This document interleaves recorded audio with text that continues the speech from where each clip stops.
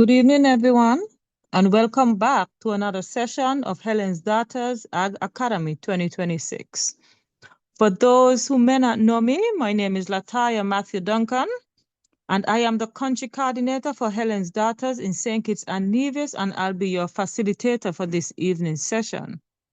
It's wonderful to have you joining us again. Tonight, we'll be focusing on water management and irrigation, an extremely important area of agriculture, particularly for us in the Caribbean as we continue to experience changing rainfall patterns, periods of droughts, and other impacts associated with climate change.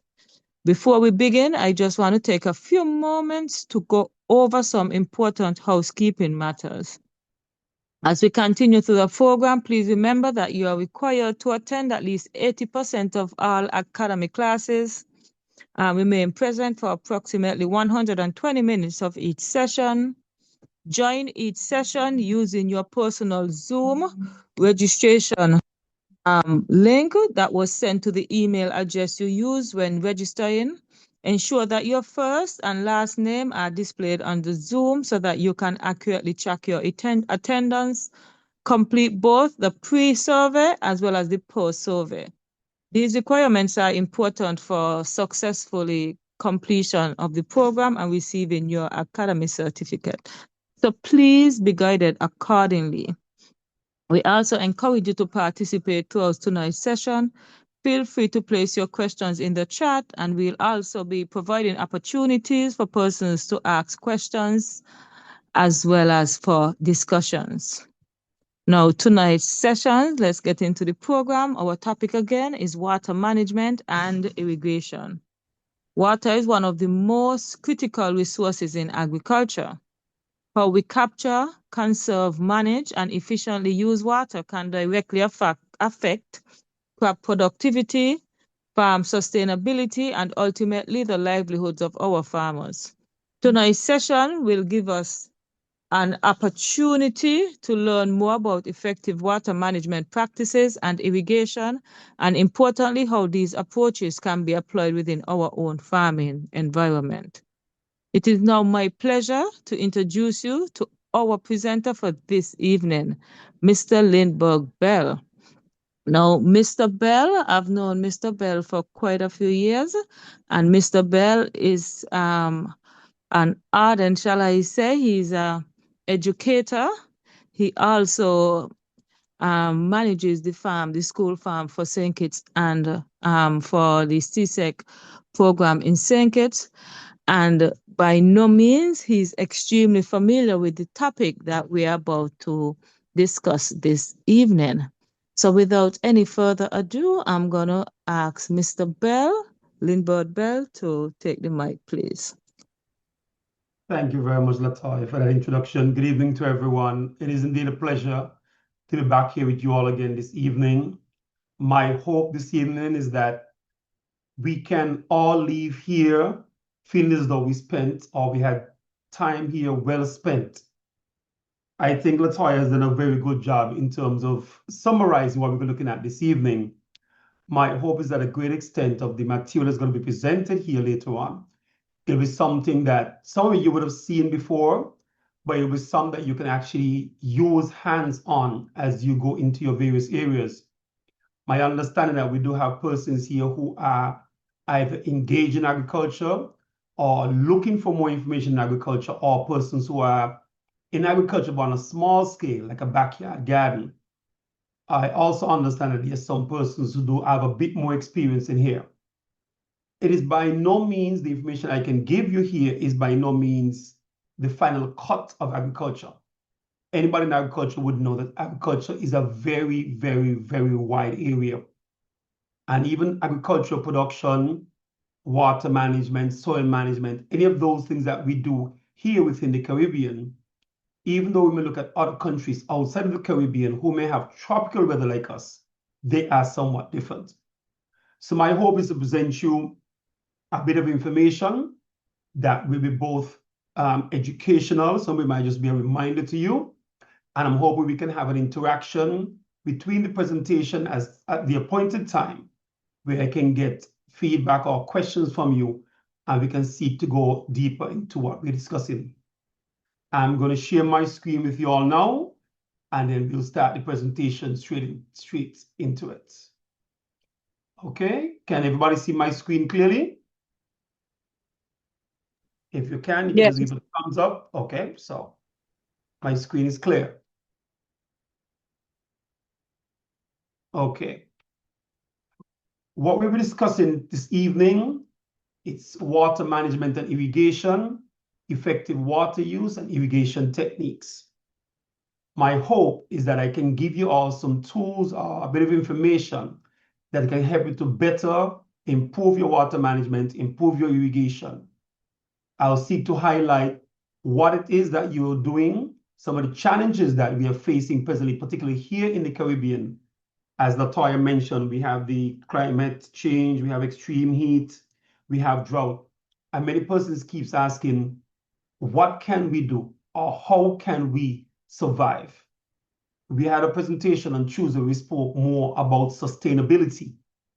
And even though you're looking at water management and irrigation, there is still some component of sustainability in water management and irrigation, as it is that we are not only hoping to manage water for us to use today, or even try to irrigate today. Our hope is that we could have that and transplant that into our future, our children and grandchildren as they seek to survive on this planet.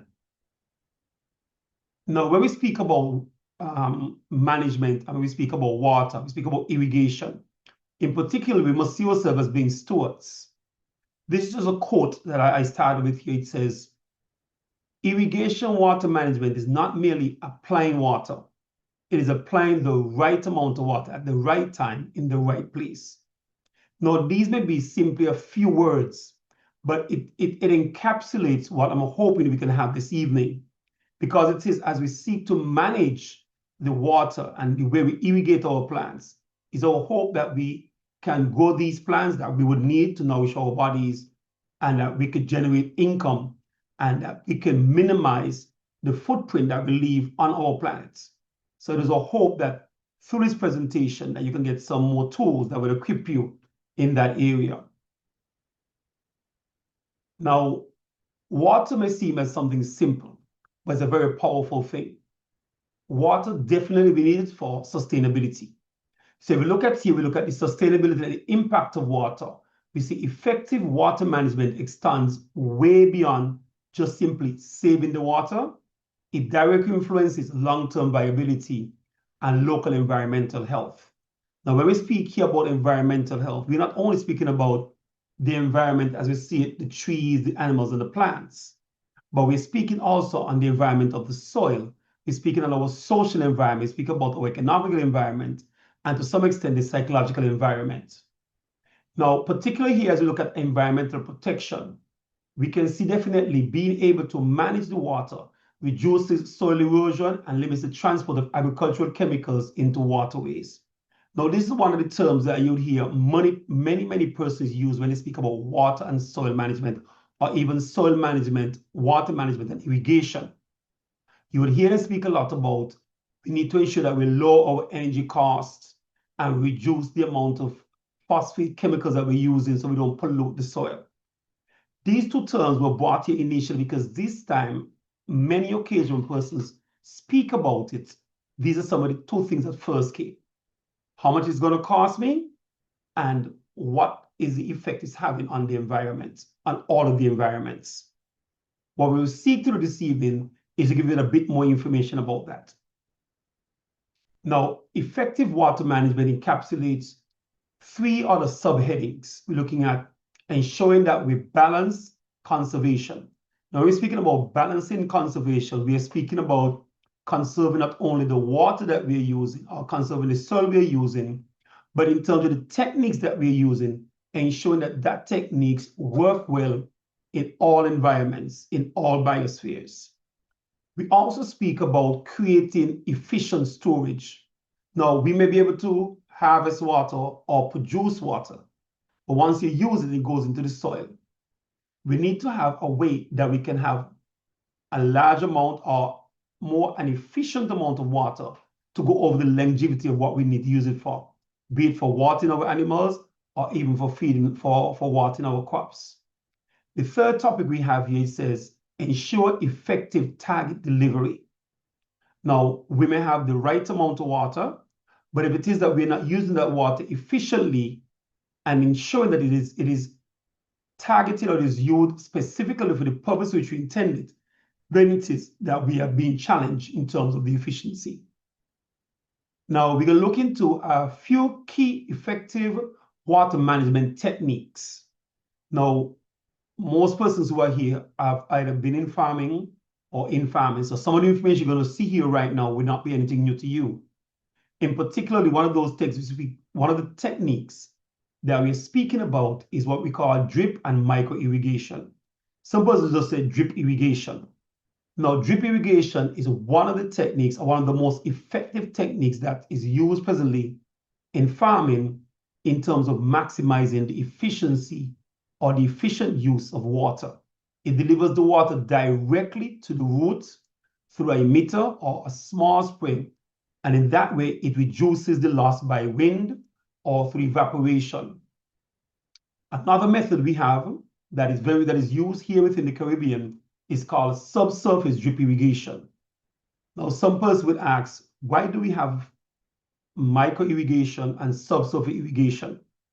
Now, there's some persons, depending on the type of production they have, the drip line itself or the irrigation line they use, it is not on the surface. It is go just slightly below the surface, maybe between 6 to 8 inches. And there's some persons, depending on the size of their production, might be a bit deeper. Now, what they do, they bury the drip line below the surface. This prevents surface evaporation, and it suppresses also weed germination. So many times, the water itself or the drip line is down deeper than just the surface area where the seeds are that will germinate into weeds. Another one that we're looking at here is what we call sensor-based scheduling.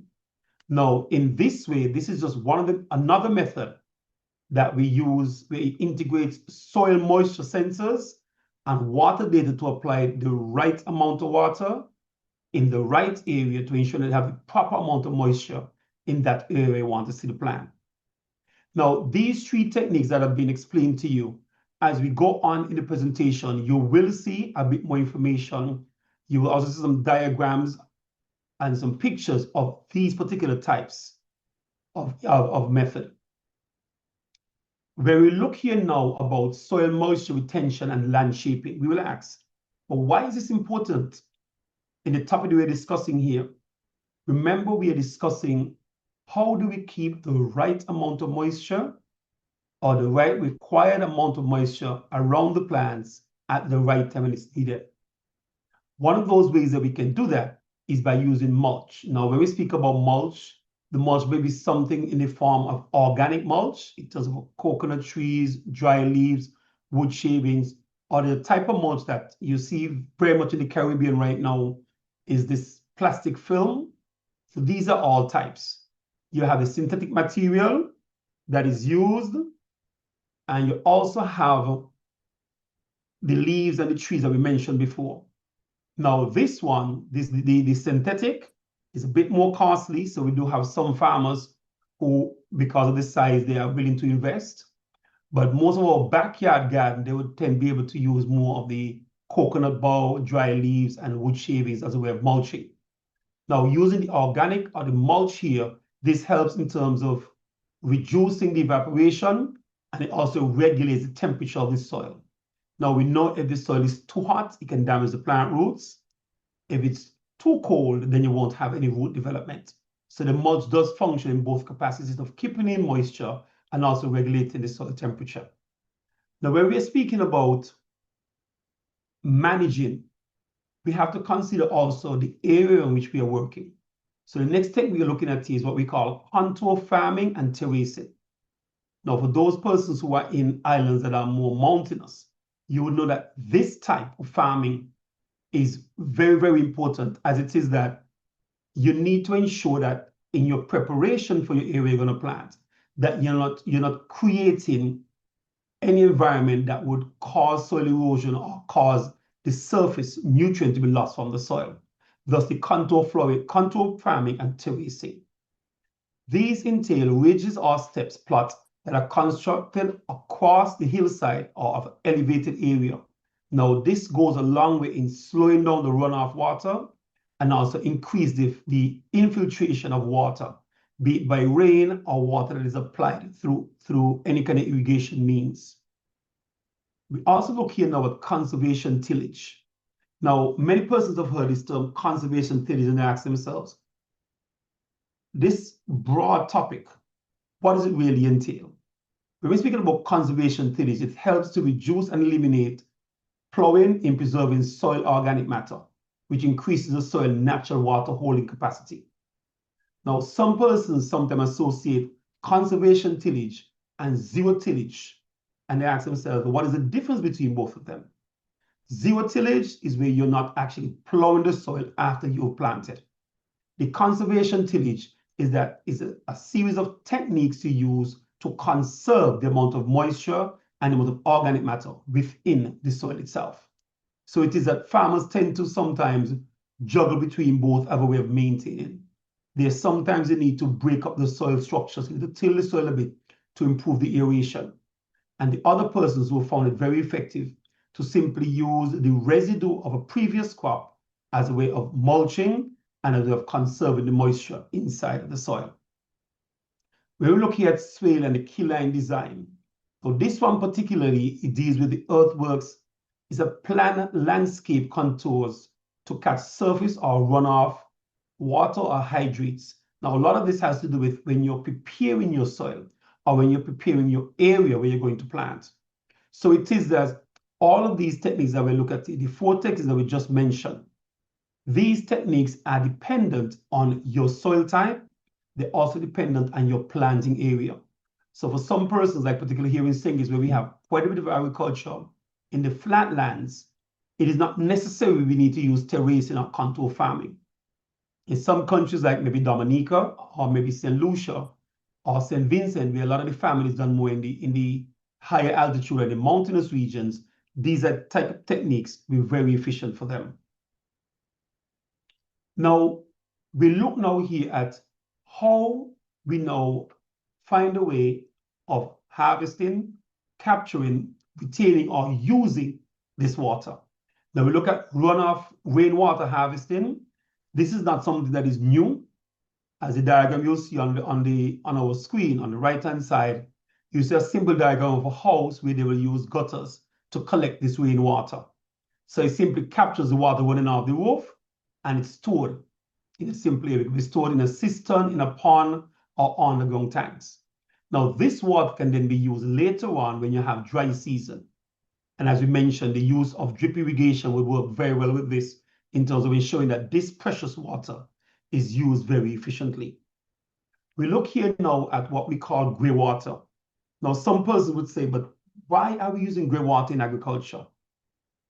The soil is such a beautiful product. It's a beautiful thing that you can actually pour in soapy water, water that you use from your kitchen sink, water you use from when you're washing your hands, and that water, as it goes on into the soil, through carbonization, can filter that water where the roots of plants can now absorb that clean water, and you can use that water for their own growth. So it is the water coming from your washing machine, from your sink and so forth, that can be reused. So it is for persons who would have maybe a banana tree or mango tree or some type of fruit tree in their yard. They can easily run the water or pipe from what they use in the washing machine out to that area, and they can have that portion of water reused for their plants, particularly for bananas and larger trees. And even if you're thinking about using it for your lawn and garden area, you can use it for that area also. Now, as we're looking in terms of managing water, you can't manage what you don't have. So it is we're looking at here, the four diagrams that we now see before us, these are four diagrams that are used in terms of storage or water catchment.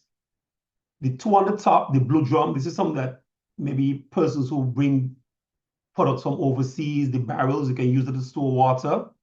The one on the top right is the black polyurethane that it is very much used here throughout the Caribbean now in terms of water storage. In the bottom right, what we're looking at here, these are tanks that can use to store water. There are many farmers who use these tanks. Some of them have them mounted in the back of a truck where they can fill these tanks with water and they can then transport this water into their farming area. Or what some persons do is have these type of tanks on their farm. They're covered over in a shaded area and they fill these tanks with water, then they store the water there. These tanks can also be used jointly with your water catchment from your roof, where the water goes straight in, then you store it, and then you use that water later on as you get into your more drier season or your season when you have low water pressure. Now, for those countries that do have areas where a water catchment could be dug, as you see like a pond here that might be layered with a black polyurethane in the bottom so the water doesn't evaporate, you have that type of method also. There's still a few countries in the Caribbean where persons catch their water and they store it like this that we see in the bottom left corner.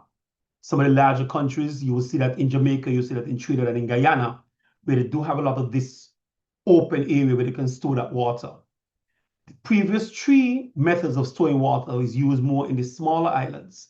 Countries like Dominica, St. Lucia, St. Vincent that have a lot of rivers, where they have a large amount of water. Any of these techniques can be used depending on where your production area is and what the purpose to which you want to store this water.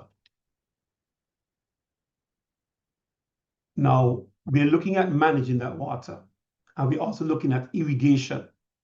Now, we look at irrigation. Irrigation is simply any and all methods used to apply water to the land and to your crops. Whether you use a water hose, you use a tank, you use a cup, you get a small can, pierce some holes to use that, whatever method you're using, this may fall under irrigation. Now, when we look at here, we're looking at the types of irrigation techniques. Now, irrigation technique that you would use in your production area, this technique would depend on what the requirements are. What I've sought to do is to put 4 options here, and it is that these are ones that you can use depending on what your production. If you're more into your backyard production, you would not necessarily go and invest in a very, very large system. If you do maybe a medium size, you might invest in that, or if you're looking at a commercial size, you look at a different type of irrigation system. Now, we're looking at surface irrigation, for example. Surface irrigation, basically what it uses is gravity, so water runs off. It includes flood, basin, or foul types of method.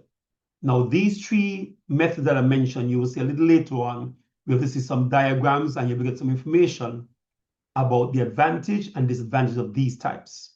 It's very low tech, it's inexpensive to build, has a low water efficiency and high runoff. Meaning a lot of this water is what runs on the surface and you lose quite a bit of it through evaporation, also through the leaching or the percolation of the water in the soil. So it is that this type of irrigation works very well sometimes when you're doing lawns or if you have a flat area. But once you have any area that is inclined, the water will simply run by gravity and you lose most of that water.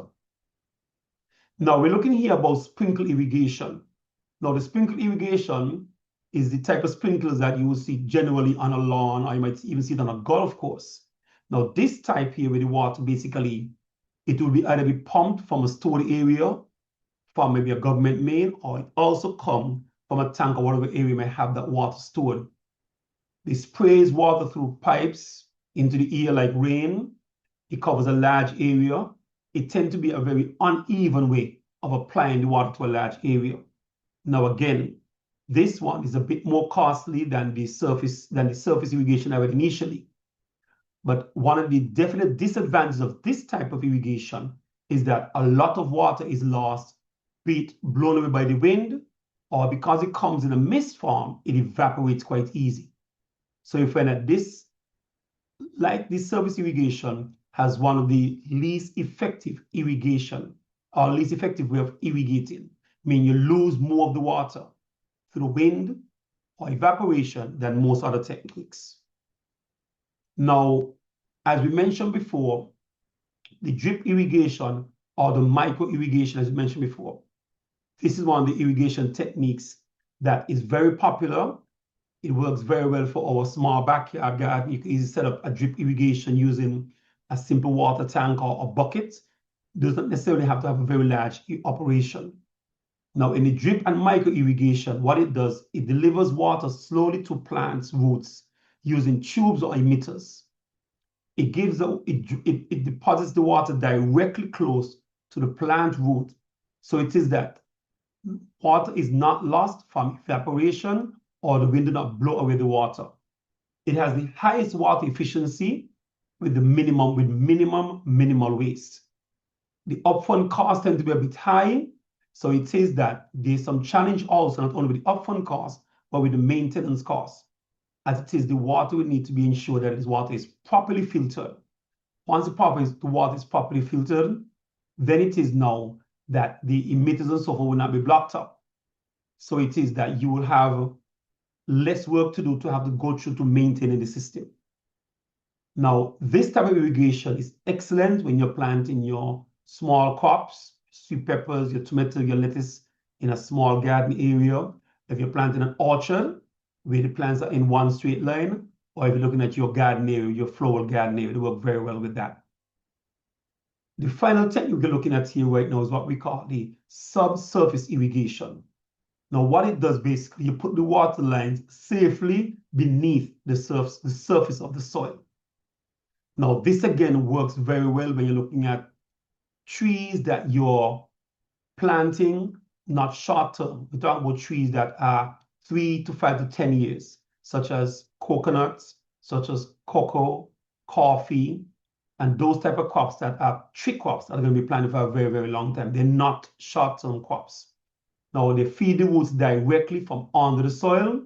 It stops or it reduces water loss. It reduces the amount of weeds. It is used specifically in fields and more advanced greenhouses.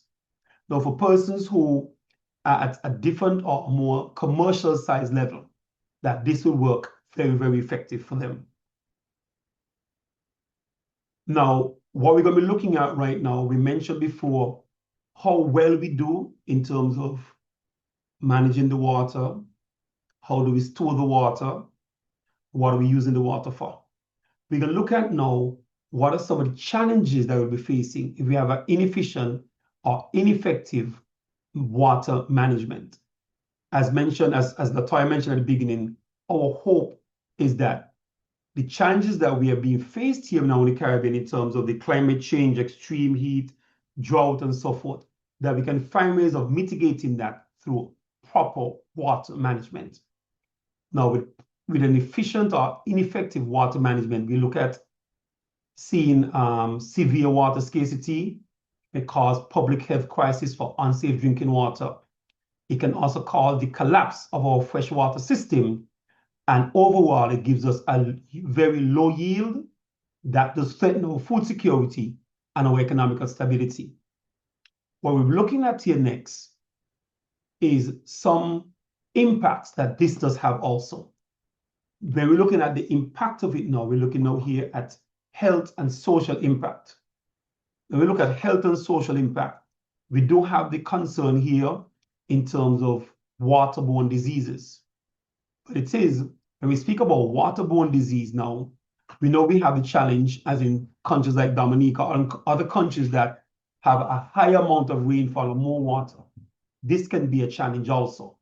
It can be a challenge also for those persons who depend on river water or water down a creek, persons who are low down, any possible sanitation issues or any pollution upstream, that they themselves can have that challenge. And we were speaking about waterborne diseases, we're looking at things like cholera, dysentery, or typhoid. That'd be more water-based diseases. Now, also we look at the effect of poor management on the healthcare strain, because it is that if you have the persons being sick, they're going to go to a clinic or they're going to go to the hospital. And it is now that does put a pressure in terms of on the medical services of that particular community or country. So that does pose a challenge also. What it also does, it put a challenge on the persons who need to have that water. Because if it is the water around you is not healthy or is not readily accessible, children or adults have to spend a long time either having to travel to collect the water, or they would then have to ensure that they have the financial means to buy water that they would need to use. Now, in doing that, it would hinder them financially. And if it's a case where they have to travel to collect the water, I mean, that would then limit the ability either to go to school, go to work, or to be all the way engaged in any other area of their lives. Now, we now look at the environmental damage and the economic and food security aspect of the mismanagement of this water. Now, we look at the economic damage, for example, we look at habitat loss. Now, when we speak about habitat, I want you all not only to think about, well, maybe a mangrove swamp or maybe even a habitat where the birds are, but think overall of the biodiversity, particularly here of the Caribbean, where it is that this is one part of what brings a lot of visitors to our various islands and countries. We look at the over-extraction and pollution of rivers and lakes. Now, this can definitely cause a steep drop in fresh water available in our biosphere. For some of our larger territories that have lakes and rivers, having these polluted, the lakes and rivers not only function as recreational areas where we can go, it also functions as a biodiversity for fauna and flora that live within that territory. And it is that subterranean water also feeds into other areas that keeps up the biodiversity of the country. So we are looking at that habitat being damaged or lost. There is what we call a ripple effect of that. We look at soil degradation. Now, soil we know, as most of the agriculture being done in the Caribbean, we are now planting in the soil. So it is that poor irrigation causes salinization and land erosion. And as agriculturalists here, we all know once that land starts to be eroded and it starts losing the nutrients, then we know we either have to put more cost into it in terms of organic matter, or our cost in terms of production goes up because we are faced with that challenge of ensuring that we want to keep our maximum production. So we try our best to make sure we have the best soil possible. When we look at the aquifer depletion, we're talking about the underground water. Now, we all know that water is life. So it is that we have to get the water from somewhere. And if it is that we're drilling down in the ground, taking the subterranean water out, and what we're doing is taking out more water than the rain is refilling, eventually is going to be depleted. And in countries that have seen a drastic drop or drastic reduction in terms of the amount of rainfall that is coming, you know the challenges that we are facing, particularly about here in St. Kitts. I think by one note, we had a month where we had like less than a quarter of an inch of rain in a month. And water is still being consumed by everybody. So we know the challenges that not only farmers will face, but also the simple householder will face in ensuring that they have water for what they want to use. When we speak about this also, we're looking now here about economic and food security, crop failure, industry slowdown, and financial loss. When we speak about crop failure, if it is not enough water, we can't plant the crops. Even though a lot of different types of crops and variety of crops are being now produced to function or to grow well or to produce well with less water, they still do need some water. And it is we need to ensure that the inefficient farming and dry fields reduces food production and rises market costs and market prices. Meaning if we're producing less food, what happens? Higher demand, lower supply, the price is going to go up. So things are going to get much more expensive. And I'm sure I'm just saying this now, but I know a lot of persons who are here online can attest to the fact that when you go to the supermarket, you realize the price you used to pay for fruits and vegetables 5, 10, 15 years ago are not the price you're paying today. So, it's much, much more expensive. We look at, at industrial slowdown. Water, we don't only depend on water for irrigation of agricultural crops. Water is also necessary in many industries, in factories, energy plants. So it is that they also would depend on the quantity of water that's available in this particular region or in your region. And if there is a shortage or deficit, it does affect the industry. We look at financial loss. Of course, we know we need that water. the body is a large percent of water, so we know we need to have that for our own personal. And it does put a burden on the government and on the finances to ensure that the country has enough water, not only just simply for drinking, for bathing, or for farming, for agriculture, but also for other business and other industries that will need to have access to that kind of water. Now, we're going to pause here. I've given you a bit of information.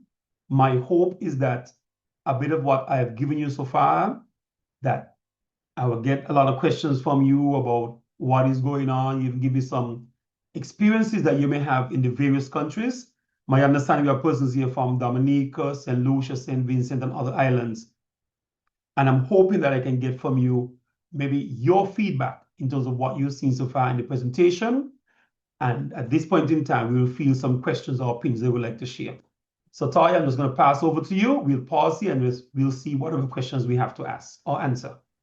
Thank you very much, Mr. Bell. So for those who would like to ask their questions live, feel free to raise your hands and I would allow you to do that.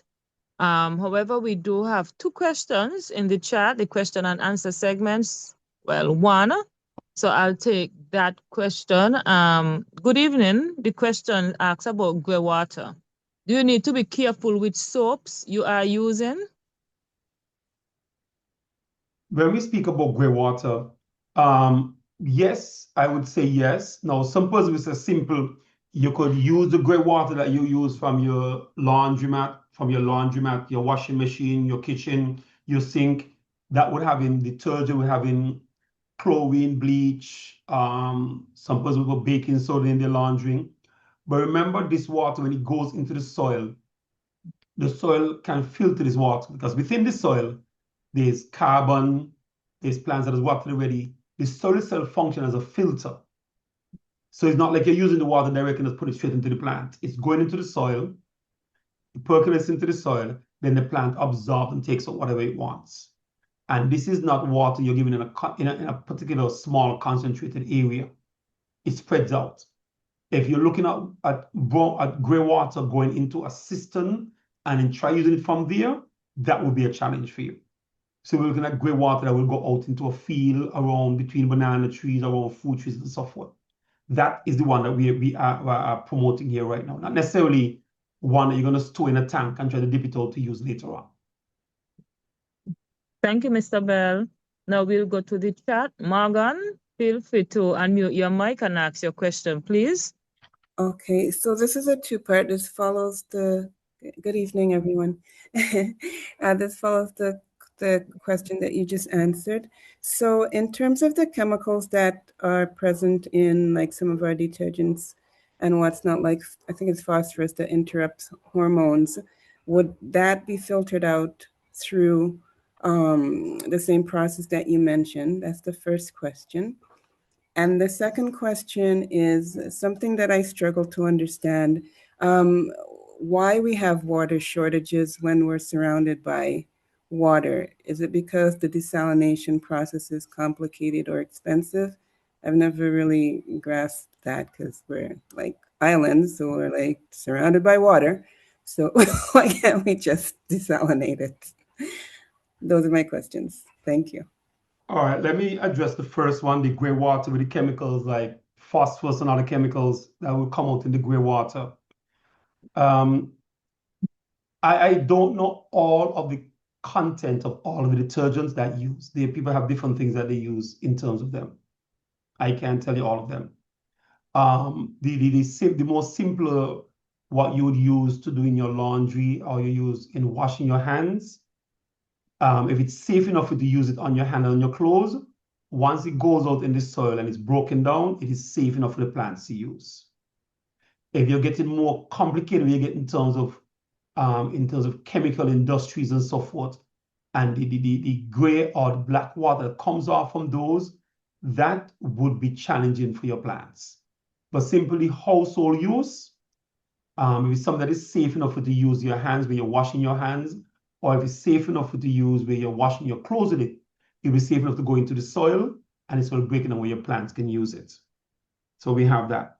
Now, when we speak about water, I'm going to use my country, St. Kitts and Nevis, as an example. We do have a desalination plant. And that plant, if you understand how it works, is basically take seawater, condense it, get fresh water.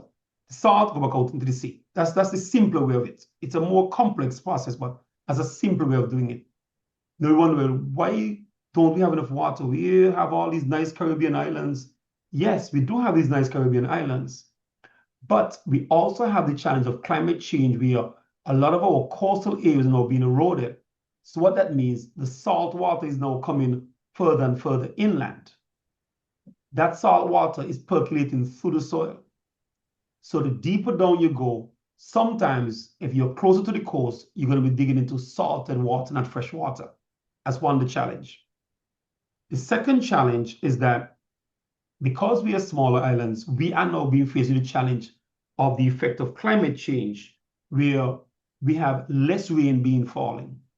Now, with less rain falling, what we are now facing is that we've been taking water out of our subterranean waters. We've been having water coming down from our waterfalls and rivers, but we're not getting back the amount of water to replenish to the amount of water we're taking out.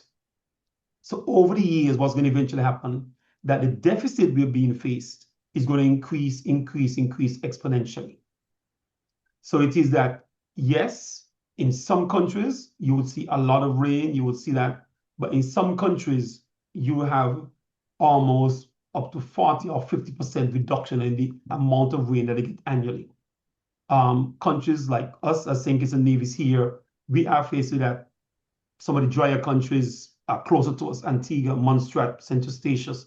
They are also facing similar challenges as we are in terms of the amount of water they are using. And this is water for human consumption, water for commercial or for business, and also water that we need for agriculture. All of this coming out, but the source of the water coming in is the rain, and we're not getting enough water to replenish back what we're taking out. Okay, so I hope I addressed the question that you had. Yes, actually. So I'm just wondering if desalination process is the answer to build more of those in the islands. I would say it's one of the answers. It's not the answer. It's one. It must be a holistic approach. One of the ways we look at also that it feels an immediate effect, but if you're looking at also trying to get more rainfall, a reduction in terms of the removal of the vegetation in the higher mountainous regions, that is one of the factors that helps to trap rain for us and moisture. To use water more efficiently in your household, simple turn off the pipe when you're taking a shower, as opposed to just let the water just keep running.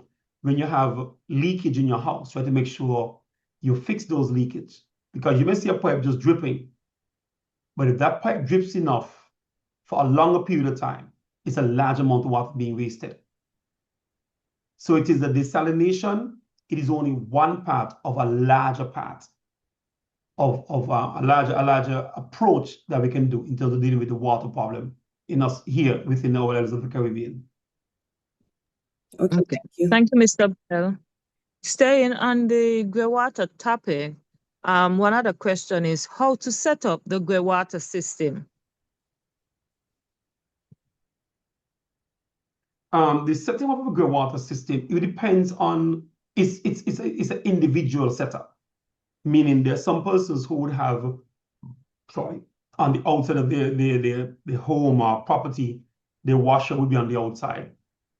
So you can simply set up a PVC pipe that takes the water out, and maybe in the back of your yard or the side of wherever you're running straight, it goes into the soil, and you have your banana trees or your fruit orchard or whatever you have in that area. Or if it is that it is internal, meaning you have all that inside, and we normally have a pipe that goes there that runs maybe out to a drain, as we will see in some Caribbean islands. You can then direct that into whatever area you want to use. So it is the setup it depends on each individual home or householder, or how each individual person wants to use it. There are some persons who would use it where it goes out maybe into a cistern and is then pumped out into irrigation to irrigate your grass or your lawn or your other areas. or there's some person you can just run it directly straight out into where your fruit tree or your fruit orchard may be.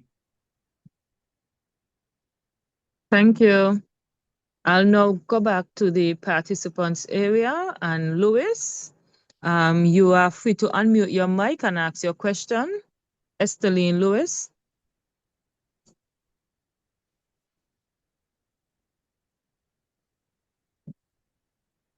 Okay, while we wait on Louis, we'll go over to the chat and the question and answer segment. Alfreda Paul, says, I have used mulch on some of my plants, but realize sometimes there is mold or fungus under the mulch. Is that harmful for the plants? And if yes, what can be done to reduce it? Okay. If you're using mulch and you are using dried leaves, rotten, decomposing leaves, or you're using wood shavings, more organic matter as your mulch, it could be that the mulch itself had moisture in it. It was not properly dried. That would cause the fungus or the mold to grow in it. That's one. The other part, it may be other pathogens in the other than just what you had, or it may be in your soil, pathogens in your soil. What I can suggest to you, ensure that the mulch that you're doing, that it is properly dehydrated or dried out properly enough before you apply it to your soil. The second part, you need to ensure whatever type of mulch you're using, it is for the soil type you have, and it's for whatever crop you're planting in. If it is you're planting or you're using that more into your small backyard garden, you want to ensure that the mulch you're using is already properly dried and decomposed. It doesn't bring any new pathogens inside there. And you see that happening, what you can do is just turn it over. So the part where you see the fungus, or sorry, the mold or the spores going, once you turn that up to the sun and to the light, the heat and the sun can help to kill that pathogen. It grows and multiplies when it's underneath. Those are the ideal conditions for it.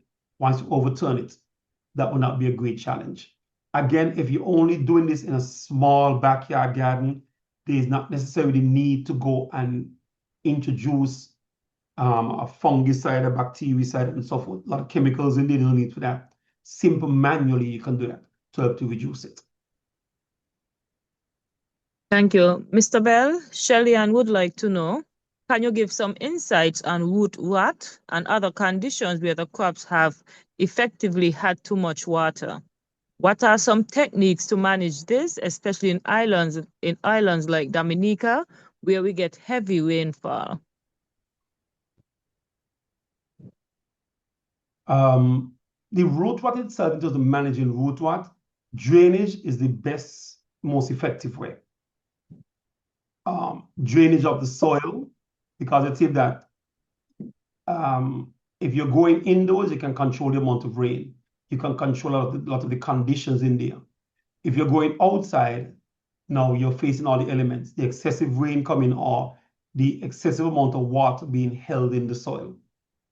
If you're doing this on a hillside, you need to ensure that you have, maybe it's properly terraced with water can drain right through. If you're in a more flat or level area, ensuring that you have maybe any kind of soil amendment you can add to it to help to aerate the soil more and help to increase the porosity of the soil, meaning you increase the amount of air and the amount of the way that water can filter out of the soil. Root rot, it is water-based. So once you can control the amount of water in the soil, then you can control the root rot itself. Being careful not to add too much, so you go from root rot to adding too much amendments and then creating some other type of disease inside that soil. So to be careful with that. A careful assessment will need to have to be done by your soil scientist or your agricultural extension officer. I'm not sure whichever one you may have in your region. And in them doing that, they can make a more informed decision of your particular soil type and location and what can be recommended to you in that particular area. Thank you. So do you want to take a few more questions or continue with the presentation? Let's just take maybe 2 or 3 more, and then we go back into the other parts. Okay, fabulous. So we'll continue with the questions. Does the combination of high rainfall and cool temperatures make my clay soil highly acidic? If yes, will that affect growth of vegetables? Okay, we have high rainfall and Cool temperatures. cool temperature. Yes, so the participant is asking if high rainfall and cool temperatures will make clay soil highly acidic. And if yes, will that affect growth of vegetables? High rainfall, let's say adequate amount of rainfall, cool temperature, that is one of the ideal condition for exceptional plant growth. But in terms of the acidity, the alkalinity, that would depend on the soil type, or will depend on what the pH was initially.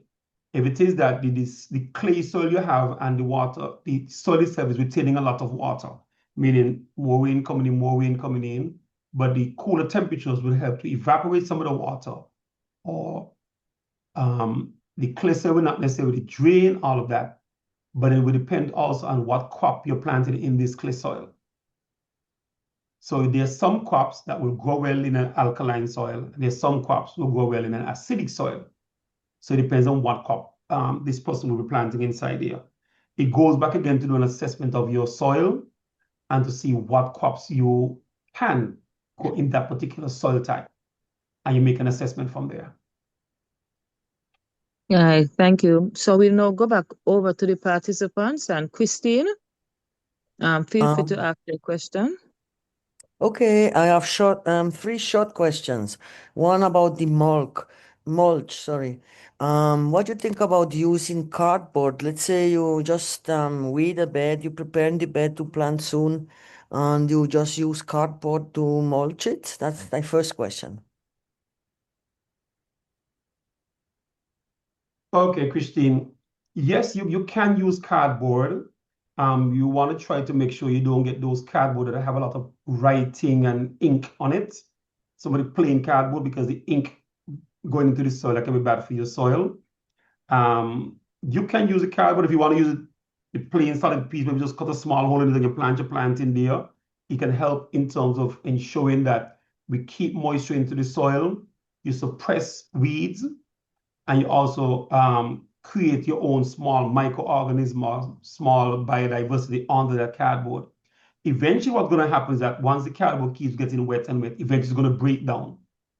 And then that in itself would add organic matter to your soil. So yes, you can use that, but please make sure that the cardboard you're using is not the kind that is highly printed, has a lot of writing and different color inks and so on it.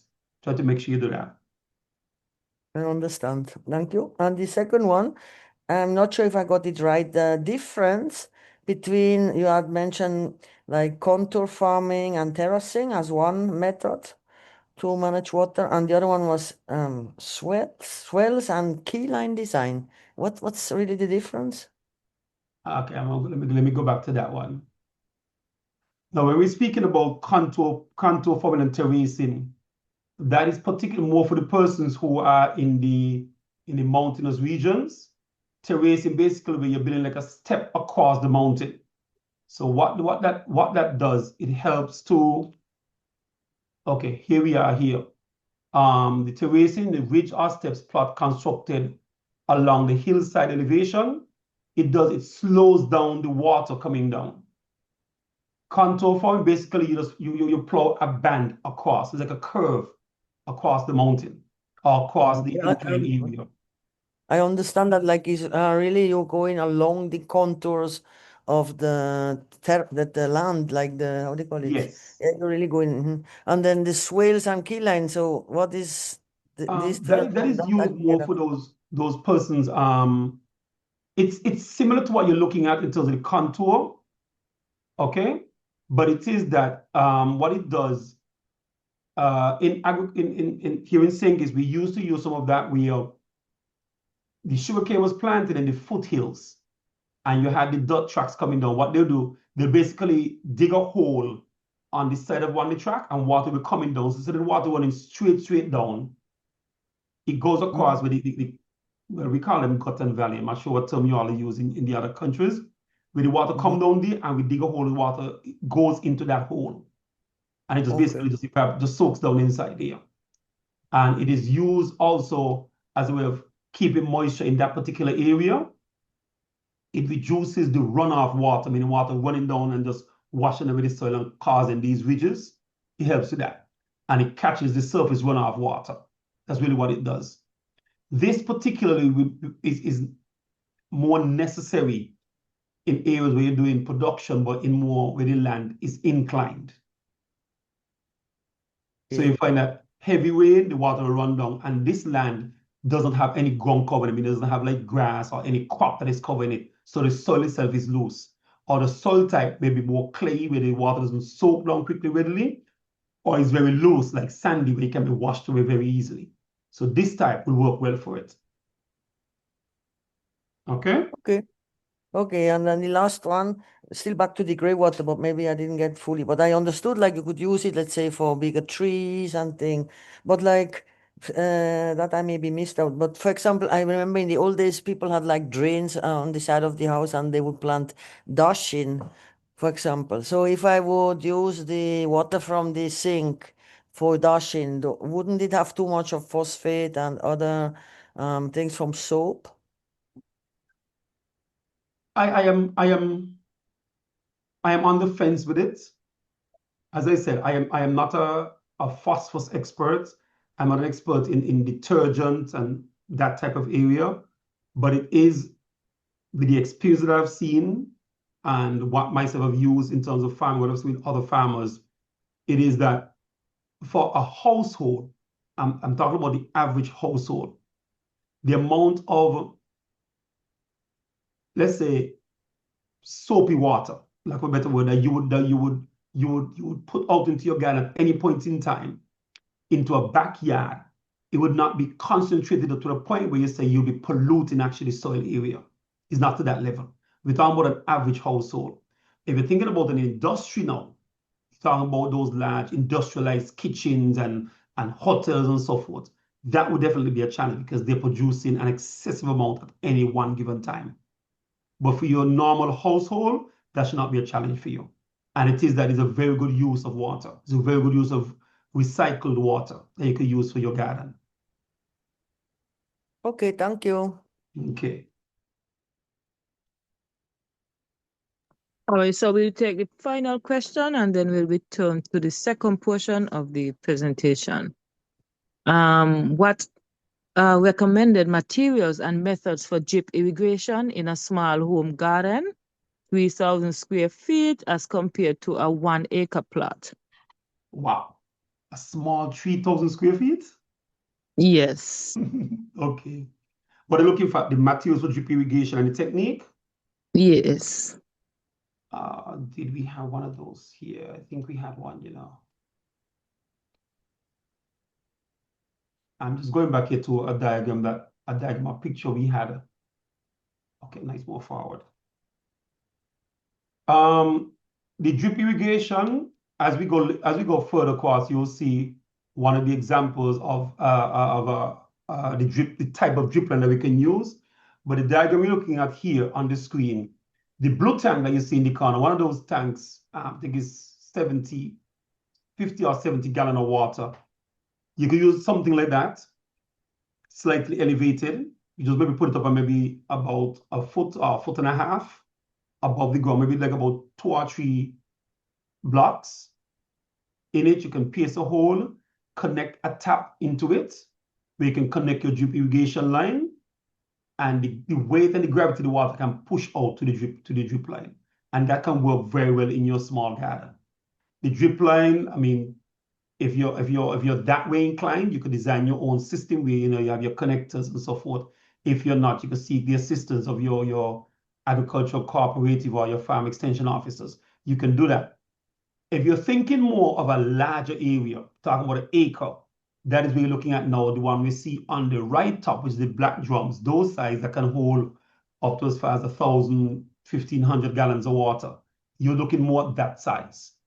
And it says that whether you be looking at filling these tanks, be it through runoff water from your roof, or you fill it from maybe the government area allowing the water to stay in those tanks for a while so you can dechlorinize.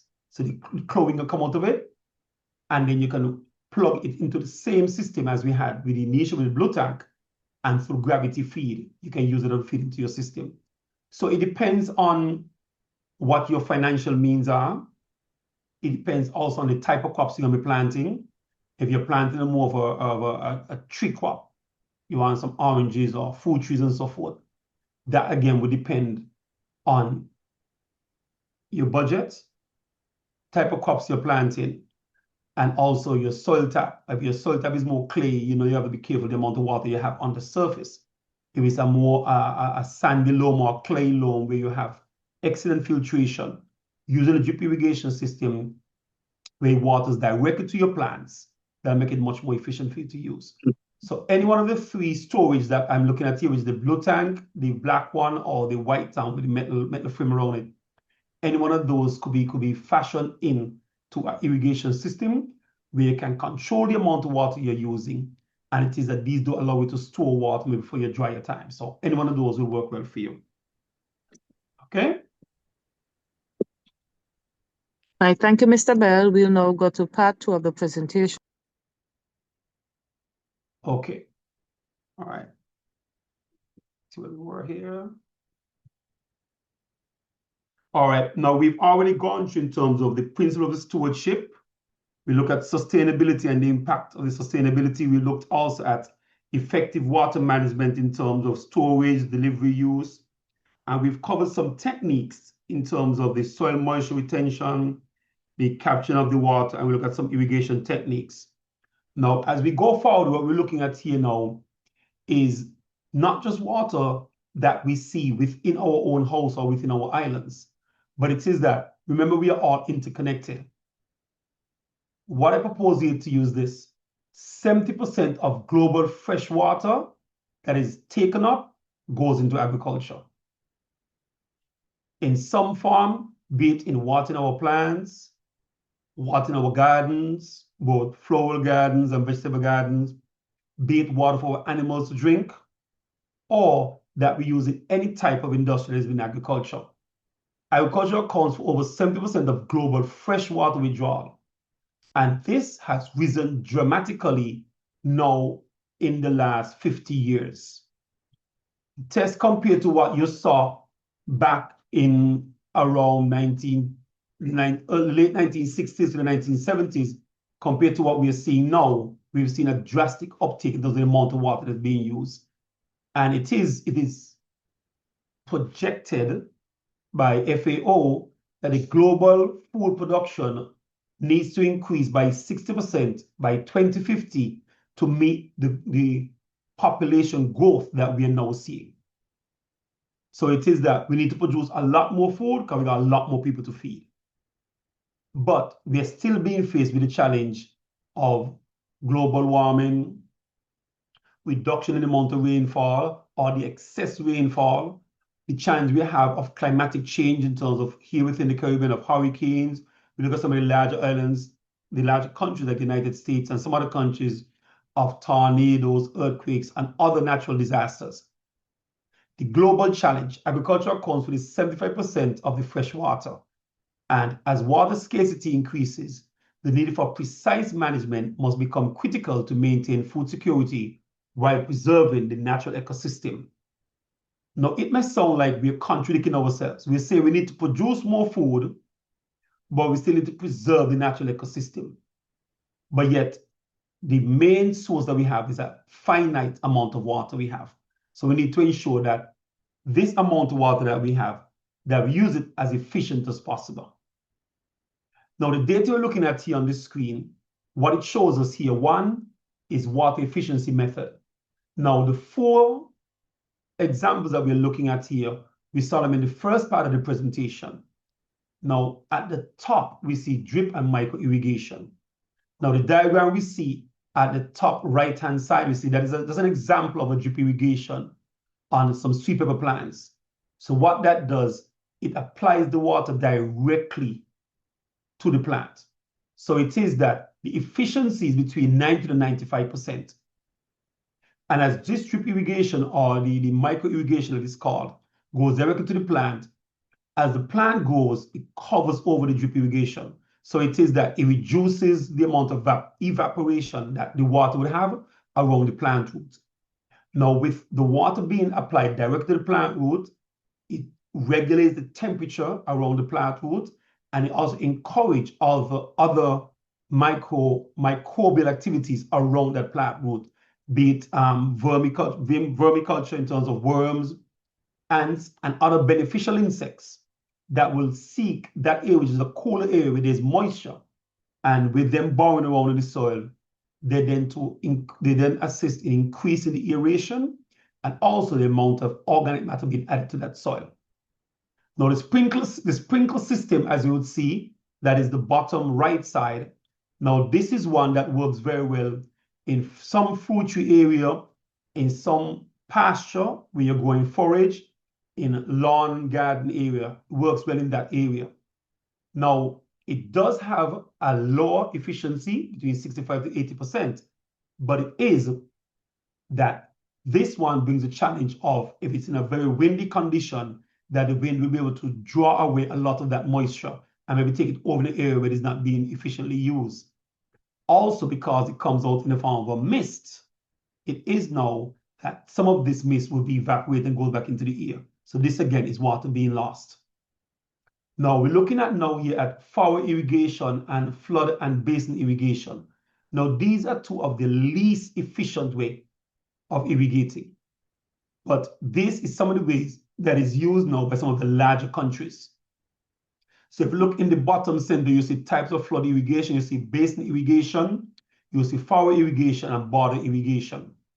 Now the border irrigation, it is not anything new. This is something that was used many, many years ago by the Aztecs and the Incas, where they built these reed baskets and they would have water right around them.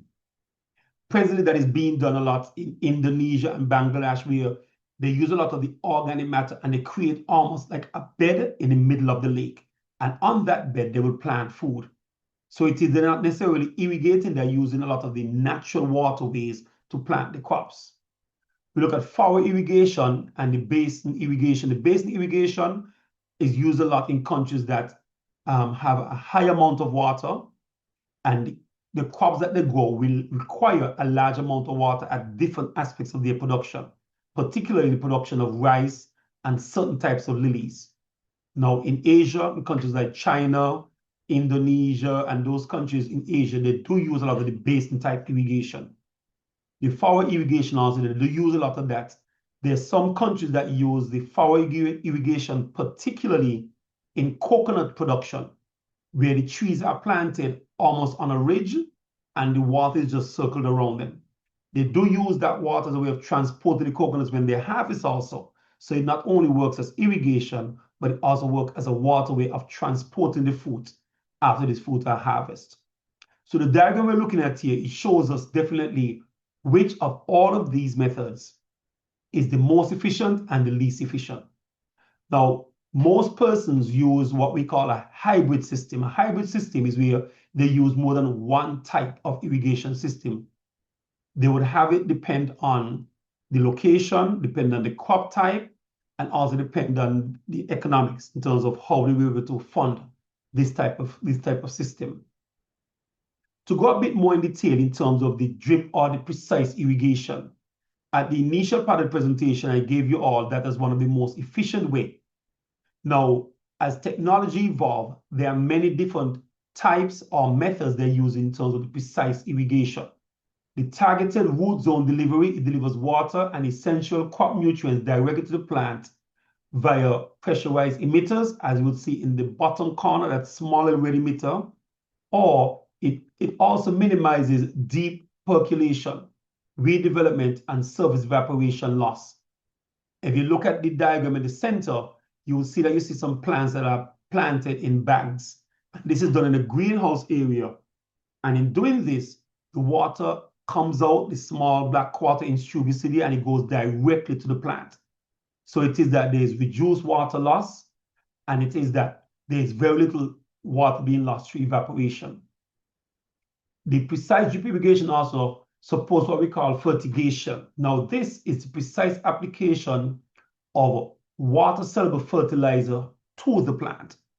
So it is that the line you would see there, all three of these types, they may be connected to a system where water-soluble fertilizer is mixed in a tank and is applied directly to the plant roots through this type of irrigation. Again, as we mentioned before, this demonstrates up to as far as a 95% efficiency in terms of the use of water. In particular, this type of irrigation system, it was developed more by persons coming from the arid countries. And it is those arid countries because they don't have a lot of water, they cannot afford to waste it. So water is precious for them. We are seeing it now being expanded and used more within our own territories here within the Caribbean, as it is that we are now being faced with sometimes severe water shortage.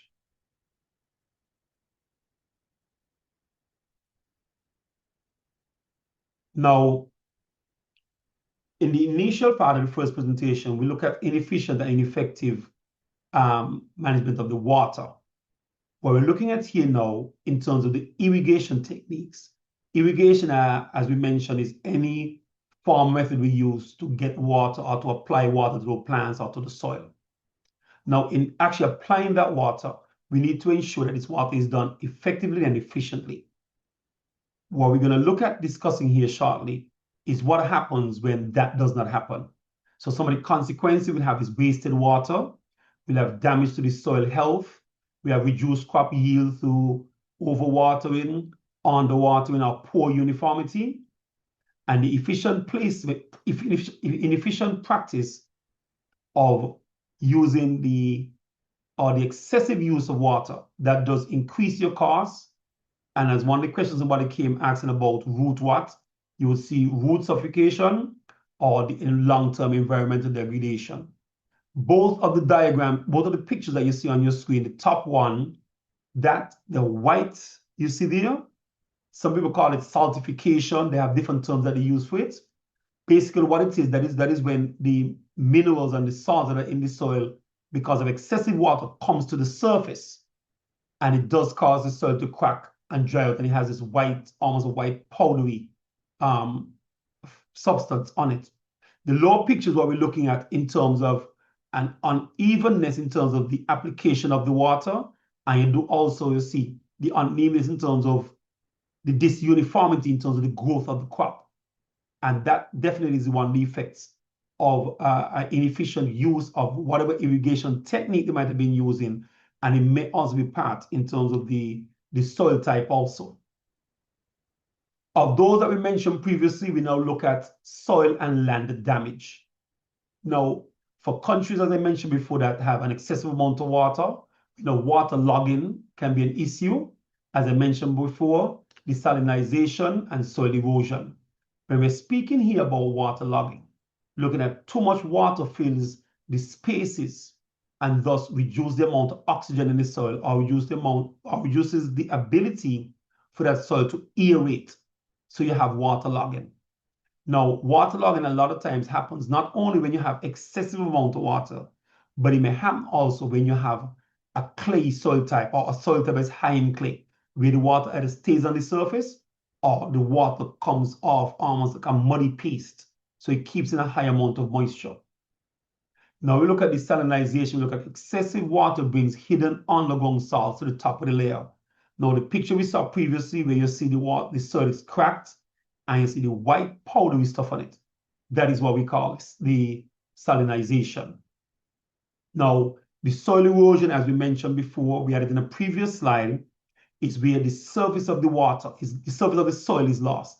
That may happen from runoff water or from a heavy amount of rain in a short period of time, or an extensive amount of rain over a period of time where the soil itself becomes so saturated that it can no longer hold any moisture and the water simply runs off on the surface. And in running off of the surface, it takes with it the top nutrient and all the topsoil that you really need for your planting. Now, jointly with that, we look at with the soil and land damage, you will now see the effect of this in terms of crops and plant health. The person who asked the question from Dominica spoke again about root rot. So we have the root-borne diseases. We have more the anoxic soil breeds of harmful fungus and bacteria that damages the roots and the surface stem of the plant that is closest to the soil. We can also see a build-up where the plant fails to absorb or to take in the amount of nutrients out of the soil because of the excessive amount of water. So the plant fails to absorb essential nutrients due to soil buildup or even poor soil structure or poor soil water filtering capacity. And this in itself would bring on what we call stunted growth, which is more the inconsistent growth. You may have some plants that are really, really tall and some are short. And even sometimes you'll find some of the plants, they will grow and they will start to produce, but then they produce a very small yield, or they will produce sometimes a deformed yield because the plant itself have not grown to the recommended or the adequate size to produce a good yield. Now, both of these in terms of the soil and land damage and the crop and plant issues, both of these are issues that can be mitigated or issues that can be corrected by ensuring that you have proper, efficient way of dealing with your soil and your irrigation. Now, with all that mentioned, we know this costs money. You buy your seeds, you plant your crops, you invested your money, so you're looking at now environmental and economical loss. Now, as we mentioned when we speak about environmental loss, again, the environment is not only your biosphere or the biodiversity. Your environment could be even your own backyard, your community, and as extend outside to your country. So it is that we would see economic loss with this. When we look at resource loss, we say valuable water and expensive pumping energy will now be needed. Someone mentioned about the desalination plant. A desalination plant is a very, very large investment for any country. It is not one that you can just say maybe a couple of $100 in the hundreds of thousands, not millions of dollars to establish. Now, also we look at water pollution, and all of this jointly we look at financial loss. Now, with chemical and fertilizer being washed away from the plant roots or on the surface of the soil, this can then go down into our water supply, our subterranean water, or also into maybe any water catchment that we have on the surface. That in itself can be contaminated by runoff water. Again, it goes back now to financial loss, where we have high utility bills, low crop yield, low market value, or low production going to the market. Hence, you get a lower price in terms of when you're selling your produce. So this does have a severe economic and environmental loss. What I would say to you, all is not lost, that there's a lot being done to mitigate the challenges that we are facing in terms of irrigation and being able to manage water. In particular, here we're looking at using smart monitoring tools. And as you'll see on your screen here, we'll see soil sensors. Now, in the soil sensors, these are from the more technological aspect of it. As it is that we are being faced now with more hurricanes and we're having more disparity in terms of excessive or no rain. We need to ensure that we apply smart monitoring tools. We apply technology, or we use technology in assisting us with that. So the first we're looking at here is the soil sensors. And what that does, it tracks the amount of water in the soil, and it helps to eliminate excessive watering, and it also monitors to ensure that you have the adequate amount of water in your soil. Now, the weather station basically has got on-site station that gives you your temperature, wind speed, humidity, and so forth. So it gives you that up-to-date information on hand, so you can make decisions in terms of when you can plant, what you can plant, how you can mulch, how you can use your ground cover, and how you can ensure that your soil health is kept optimal by using up-to-date information. For those more tech savvy, you look at more closed loop control dynamic adjusting water schedules. Now, this is where you get in the data centers, you get more into the humidity sensors, where you get more in using your satellite information. Now, when using that, you use a lot of this information. It is on-hand information that can help you as the farmer in making the right choice in terms of when to plant, what to plant, how to plant, and where to plant. this in itself is not a cost that you will be looking at an individual person, but it is that these are sometimes some of the services that can be offered by your cooperative or your agricultural department or your ministry or your small farmers cooperative. You can look at that also. It is that all three of these that we're looking at in terms of these smart monitoring tools are tools that are presently being used not only here in St. Kitts, but not here in St. Kitts and Nevis, but in other Caribbean islands. As it is that we need to ensure that we now go into smart agriculture or smart farming, where we ensure that we farm the best possible in terms of getting the returns on the quality of our food, but also that we leave the least amount of footprint on what we are doing. Now, we looked at how we can use technology, but you may say, but we are just simple backyard farmers. What we offer here now is a simplified way that you could help in terms of you retaining the amount of moisture, water, nutrient in your soil, be it by using cover crops, using polyurethane, using mulch, using conservation tillage, using different techniques that you could use hands-on right in your backyard or right in your small 3,000 square feet plot. In terms of the zero tillage, what you can do is you're using the remnants or the residue of a previous crop in that area where you're going to be planting to help to cover the soil, to keep in the moisture, to suppress the weeds, and to keep nutrients in the soil. And look at the diagram you see there, that is a crop. That's the secondary crop being grown there. The dry area was the primary crop. Once that crop has been harvested, the residue that left back there is left in the area it's dried, and a second crop is then introduced inside there. So do you have that benefit? Now we look at polymulching.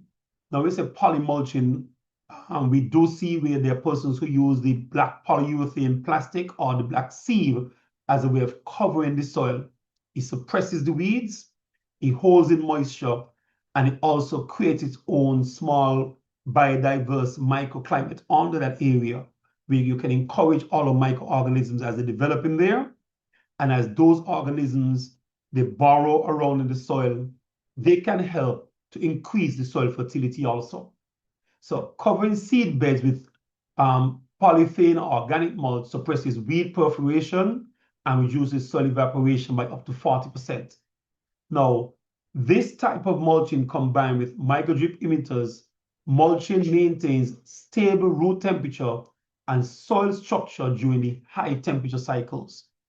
Now we know mulching is even much more effective when we're looking at now during our summer months, along about the May, June, July, August, when we have the higher temperatures in certain countries. The mulch works very well in terms of reducing the stress on the plant, keeping in the moisture, and ensuring that you have production right throughout the whole year. Now, in using conservation tillage and cover cropping, what it does, it creates a minimal disturbance, it retains organic matter, and improves the runoff infiltration capacity. What that says in a nutshell is that using the cover crop and minimum tillage, you're disturbing less the soil, thus allowing the beneficial insects to burrow around to help to aerate and help to improve the organic matter in the soil. And it also encourages the filtration of water, be it through your irrigation or from rain, in percolating the level of the soil where the plants can have access to it. Cover crop also increases soil organic matter, acting as a natural sponge to maximize moisture and retention throughout your dry season. So both of these techniques, these are something that as a backyard farmer or as a farmer, as a gardener who has a small area, that they can apply to assist with it. As we look forward, we would ask ourselves, where are we going in terms of agriculture? Agriculture in certain countries are more automated. So the use of artificial intelligence and satellite imagery help us to be able to project and to plan and to see or to almost foretell what direction certain storms are or how frequent the storms will be coming And when they do come, what are some of the damages? What are some of the damage that they will cause? So it is the use of satellite imagery and the smart agricultural techniques that was mentioned previously. This is the direction where we are going from in terms of seeing how well we can address the challenges that we are facing as it is as the country and as the world develop, as we develop globally. We need to ensure that we keep up and we keep abreast. Now, this roadmap is by no means a perfect roadmap. And it is that I foresee that this would in itself provoke some types of questions or some types of discussion in terms of where we can go. And what I will propose to you, this roadmap, particularly the first part, deals about an audit. An audit is just simply an assessment of where you are in terms of your access to water, the managing of that water, the irrigation, the techniques, what techniques you use, how effective those techniques are, the damage those techniques cause, and how it is that you retain the moisture, retain the soil nutrient, how the surface water affects your production. An assessment of all of those things, once it's done, brings you to a point where you can now apply techniques or methods to retrofit, to upgrade, or to mitigate the challenges that you have in terms of your agriculture, your farming production. The retrofitting, what it does, it upgrades or it opens channels for use of drip irrigation, use of more mulching, be it mulching using organic matter or mulching using the polyurethane or plastic or styrofoam or cardboard that was suggested before. Now, after you've done that retrofit, you're looking now more in showing or seeing how well you could integrate those techniques and also integrate your technology into your farming. So this is looking at now deploying more wireless soil moisture probes, using more the satellites, sensors, and so forth to ensure that it is you could efficiently project, plan, or mitigate any challenge that you may see. And the final part deals with optimization. So that is where you now implement an irrigation schedule or a closed loop fumigation protocols. And in implementing these, it is that these now becomes, you're now at the phase where you've already mitigated the challenges and you'll be able to find methods, techniques that you can use to correct some of the challenges that we are being faced now here with climate, the drastic changes in the climate and so forth. So we're looking at. Now, all of these are only important or effective if we have good policies and community governance. Now, a law is only effective, the strength in a law is if it can be implemented, or the effectiveness of it is only well or how well it serves the persons. So these are just 3 suggestions that can be made in terms of policy or community governance. And these can be done at a home level. Be it in your own home, you can say, listen, this is how we're going to be using the water. This is how it's going to be stored. This is how we're going to be maximized. At a community level, you may decide, okay, we have an area where we store water, we have water catchment. And at a larger country level, where you can have ways of, be it water tanks distribution, desalination plant, and so forth. So we look at here at the Water Users Association. There's a terminology we have. What it does, it empowers localized farming communities to maintain distributary channels and enforce equitable allocation of resources. So it is that within your community, you may be in a more mountainous area. So you may have a large water source that everyone would use from. But you need to ensure that everybody have equal access to it. And any kind of conflicts, you can resolve those conflicts through something similar like that. For those of us who depend a lot more on the water services, you may have a case where water needs to be used and there's some form of pricing be done. So a volumetric pricing, basically you may have a flat fee that you use, and depends on how much you use, you may have a lower rate or you use less, have a higher rate. That is something that can be worked around.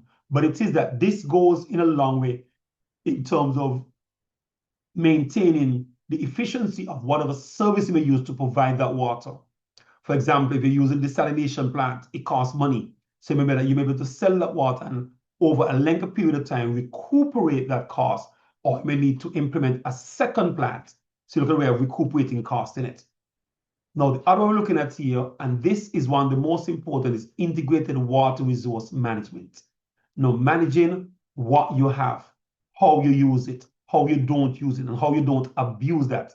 So you balance the agricultural water with the environment flow that is required for health, hospitals, domestic, what is required for recreational, what is required for whatever other area you have. So you ensure that you have an effective water resource management. Now, these three suggestions that I make here is by no means an exhaustive one. You may decide you want to have a cooperative, a water cooperative, where you manage whatever water resource you have. Or you may decide that we want to, at your community level, develop some other kind of mechanisms as a way of managing your soil, your resource, the use of chemical. Any one of those you can use. So this is by far not an exhaustive one. Now, in compiling a lot of the information you're seeing, there were some key academic and policy references that I was able to use. So it is that I've included that here and tried to find the most up-to-date information here. So we look at anything from FAO, USDA, or some research papers that deals particularly with smart irrigation techniques, water efficiency in agriculture. You have this information. All of the information that is presented here today, Thursday, and I was presented on Tuesday, this will be made available to Helen, where this can then be shared with all participants. So it is in sharing this information, it is that you'll have that information at hand. So if you need to go back later on to check to see what we had about this and that, you'll have access to all this information. Now, here again, references that you have that you can use in terms of the different water systems and so forth. You have all the information that's available to you. And I've also included a series of videos here that deals with irrigation, water pollution, methodologies and so forth. So you have a lot of information there to your hand that you can have it accessible to you. So later on, as you progress through in the next presentations that are coming up, you have this available. You can go back onto it and you have access to it. Okay? This is the presentation that I brought to you. I hope that the information that was presented, that it was timely. I hope that it was clear.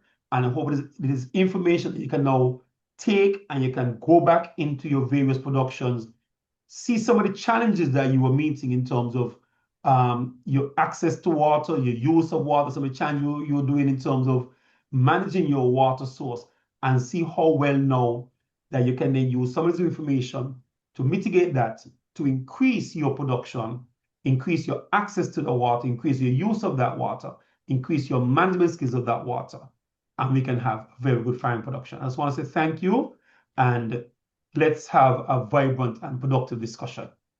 Katoya, I'll give back to you. Thank you very much, Mr. Bell. So, lady, it is now time for questions as well as discussions. We'll go first to the Q&A section. And Mr. Bell, the first question. How can one improve waterlogged conditions? I think we had that similar before. Drainage is the main thing. One of the main cause of waterlogging is poor drainage. So you have to start from there. You have to improve the drainage. And once you can improve the drainage, then you find that you might need to add some soil amendments, be it organic matter, or you need to create some way of preventing the excessive amount of water in there. If you're planting a crop that needs that water, type of rice, some lilies and some other kind of plants, yes. But drainage is the main way you can do that. Thank you. Ladies, gentle reminder that if you want to ask a question live, you can also raise your hand and I'll unmute you. And sorry, I'll give you that option to unmute yourself and ask your question. Next question, is there anything like the soil have gotten too much water, especially during the rainy season? Sorry, repeat the question again. They are asking if a soil can get too much water, especially during the rainy season. Yes, you can have that. That's like waterlogging. You can have that. Again, it goes back to the soil type. There's some soil that just holds a lot of moisture, and there's certain soils that certain time of the year we have a large amount of rain, and it keeps the amount of moisture inside it, if it's covered or it doesn't drain properly. So you can have that, and that in itself does bring its own challenges in terms of soil-borne diseases, root rot. Some types of negative bacteria can develop in that, and certain other soil-borne diseases, cholera and other diseases can get from that excessive amount of water. So it depends on the soil type, time of year, or maybe even the country where you'll have that. Thank you. Anja Thomas would like to know. She says, I have a seedling nursery and this year was hard. Although we get water from a spring, can grey water be used for smaller crops such as lettuce, cabbage, etc.? Anything in greens, lettuce, cabbage, broccoli, cauliflower, those are leafy greens. Those plants they need a lot of nitrogen, but the water content is very, very high. You have to be careful with the water you use for that. I would not strongly suggest that. More the grey water is more your larger trees, fruit trees, bananas, and so forth. That would be my stronger suggestion to it. In terms of your nursery, he said something about the nursery at the beginning. She was just mentioned that she have a nursery and saying that this year was hard. I guess referring to the amount of water to the crops, even though they get water from a spring. If you're going to use grey water for your nursery, I strongly suggest to you that it be filtered. I would not suggest you use grey water in your nursery, but if there's no other option, that you have somewhere filtering it. You can actually make a simple filter using some small pebbles, gut sand, charcoal. You filter water through all of that, and when the water comes out from that, then you can use that in your nursery. Because you'd have separated a lot of micronutrients, a lot of minerals already. You could create your own, a simple 30-gallon bucket. You can use that to make an easy filter. So you can do that. Okay, thank you. One more question from the Q&A before I go over to the participants area. How can algae growth be prevented in stagnant water stored in barrels or tanks? And is it safe to use this water for plants? How do you prevent algae growth? Once there's no light, there won't be any algae. So if it's closed, no algae is going to go inside. That's one way of preventing it. The growth of algae in stagnant water, what was the second part? Is it safe to use this water for plants? Water Yes. that has algae growing in it? Yes, that can be used. The algae is just a small little micro plants that grow on the surface. It's safe to use that water. There's no challenge of that. For persons who are doing more intensive farming, the suggestion is that you will filter your water. So you want to make sure that whatever water you're applying to your plant, be it plant root or if you're using mist, which is above, that water has the correct pH, the correct amount of ions and minerals in it for whatever you're planting. So you need to make sure you do that. Thank you. We'll now go over to the participants area. And Hillary, you are free to unmute your mic and ask your question. Good evening. I have it's just a concern because I've been listening to a farmer cousin of mine who was saying that they were arguing about the water for watering plants. Which is better? Is it the rainwater or the pipe water? Rainwater. Okay. That's the easy part. Now, let me expand a bit on that. The rainwater already has a perfect balance. If you're looking at rain just coming from the forest, and I'm talking about rain that is coming down to those large industrialized countries where you have pollution going up, so it's coming down with heavy chemicals and stuff in it.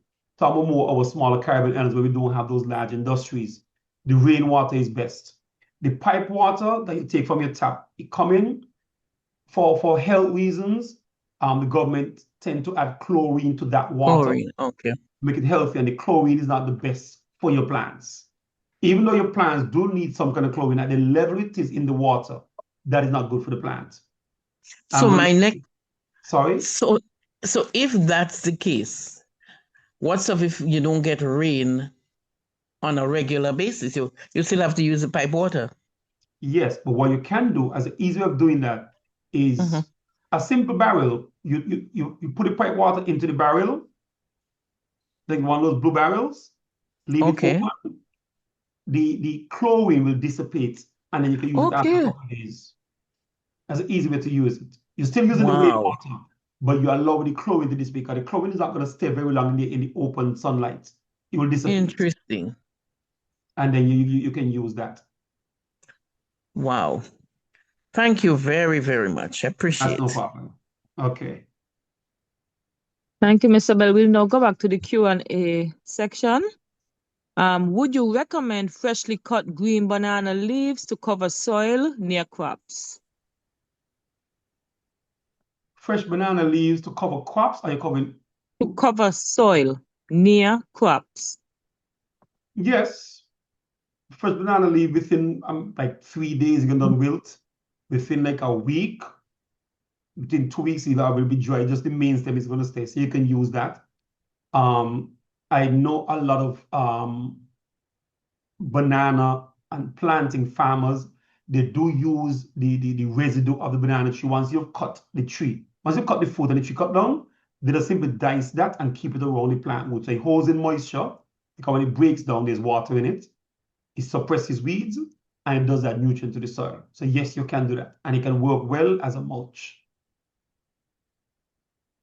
Thank you. Next question. I am currently growing lettuce. Do they need to be wet every day, or can I wet them every other day? I would not suggest wetting your lettuce. I would suggest irrigate it root-wise, because it is that you're wetting the lettuce. As the lettuce, depending on the type of lettuce, those that close in, you may have water being in between the lettuce leaf and it stays in there. It may cause some rotting.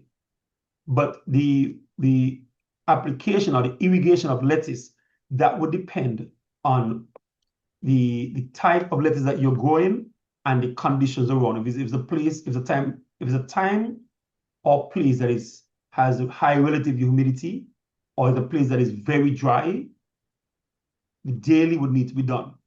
But it also depends on the necessity of the lettuce, in terms of the amount of water that it needs. It depends on that. Thank you. If someone is practicing organic farming, is it advisable to use polyethylene as a form of water conservation? And would there be any long-term effects? They're practicing organic farming. Is it advisable to use polyethylene as a form of water conservation? And the part 2 of that is, would there be any long-term effects? No, we say poly. That is in the tank to store the water, or is it like to cover the ground as a mulch? I'm not sure which one. Polyethylene. Oh, polyethylene is a chemical. No, that's a chemical. No, if you're doing organic, polyethylene and organic, they don't go together. I thought they was, I misunderstood the question. I apologize for that. I thought they were thinking more the polyurethane in terms of the water tank, or the polyurethane as a ground cover. No, if it's organic, plant-based. Anything that's not plant-based? I think they're actually looking at a form of water conservation from what they are saying. But it's polyethylene as a form of water conservation. Okay, I might have to sidestep that question because I'm not clear in terms of what they're asking me with it. If it's organic, that is different. Okay, so whoever the person be, if you could probably maybe rewrite the question, or if it is that you could maybe even ask the question yourself, and we see how we could assess it. So I'm hoping the person is still listening. Thank you. So the individual who asks if someone is practicing organic farming, is it advisable to use polyethylene as a form of water conservation? And would there be any long-term effects? Can you kindly reword that if you would like to ask in person to make it easier, please? We'll now move on. Okay. Donette would like to know if she would get access to the slides, as she thinks the session is very informative and want to be able to read them over and digest the wealth of knowledge. Yes, both presentation for tonight and the one from Tuesday night. I think Helen's have a board. They will post these or they email them out, but it'll be made available to everybody.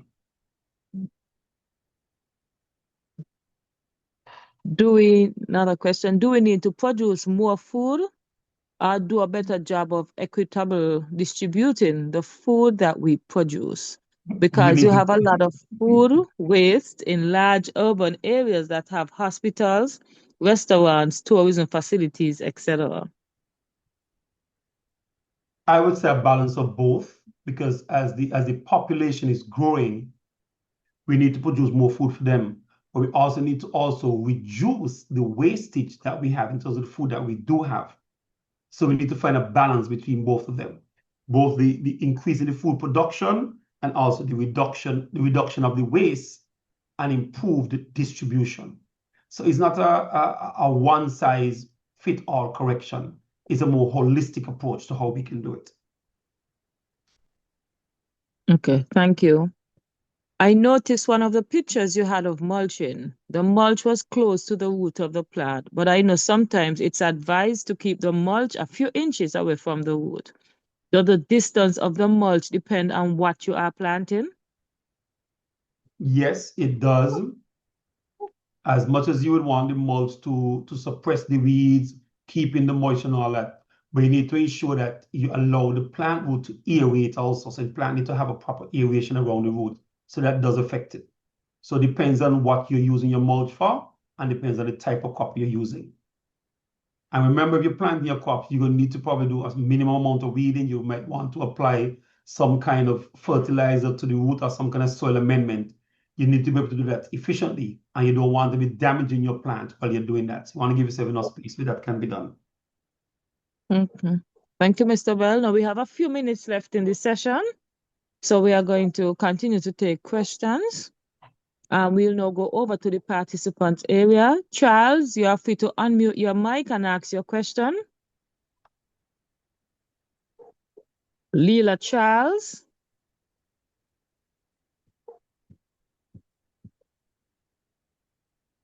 Okay, we'll come back over to the Q&A section. Shinil wants you to know. Sorry, go ahead, please. Hello? Yes, we are hearing you. All right. The question I was asking is, there was a typo error. It's polyethylene, using the plastic as covering for the soil as a mulch. Like, if you're an organic farmer, you're practicing organic farming, would there be a long-term effect on the soil using that as mulch? Okay. Polyethylene that you're speaking. Okay, again, feedback. Okay, you hearing me? Okay, very good. Yes, until using that as mulch, once it is the type that you're using is one that can be taken up after a while, it would not be a challenge. But there's a plastic film a lot of persons are using that it tears very easily. So when you're done, after you finish your production, most persons tend to just, when you pull it out of the soil, it gets torn up and a piece of it gets left in the soil. Now that is where the challenge is going to be. So there's a type that is like a net that is better because you can take it up out of the soil when you finish. It's complete. It's a thinner plastic one that would be a challenge. But we're talking about the organic. Remember, organic or completely organic, where you only added plant-based or organic material to that soil. Anything other than organic, that's where the challenge comes in. And this polyurethane is a durable polymer. So it is a byproduct of petroleum, chemical based. So you have to be careful with it when you're using that in your organic farming or anything that you're doing that you're considering organic. Okay, thank you very much. Thank you, Mr. Bell. We'll now go to Giselle. You may ask your question.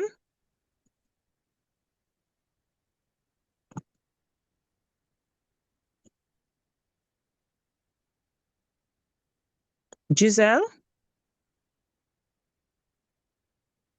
Okay, we'll take another question from the Q&A segment. Shanil wants you to know it was a good session and she learned a lot. The information was clear. Thank you. Hi, good evening. I do a lot of container gardening. What's the best way to care for my crops?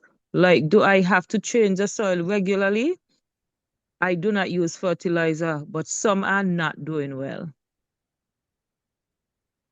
For this person who are doing container gardening, what I would suggest to you that you rotate or you mix your soil every cycle, meaning every time a crop finishes, you take that soil, dump it back out your container, mix it back up, add organic matter to it, and then you use it back in your container. Don't just plant 2 or 3 cycles in the same soil without aerating and mixing up that soil. Remember, once the soil is in the container, it's going to be compacting. It's naturally going to leach. Any kind of nutrient is going to naturally leach down. So when you're turning over that soil, you're basically bringing up some of that nutrient that has leached down to the bottom of the soil back to the surface where the plant can be benefit from it. So simply throwing it out, remixing it, repotting it in the pot or bag or whatever container whatever you're using, that can only work well for you. That'll be my suggestion. Thank you, Mr. Bell. We have one final question in the Q&A section. I found the smart technology interesting, but I think it may affect sustainability if we have to import the technology and maintain it. Can you recommend how to balance information needs and costs? Cooperative, community groups, forming those types of groups where the cost will be spread across a number of persons instead of one person's doing it.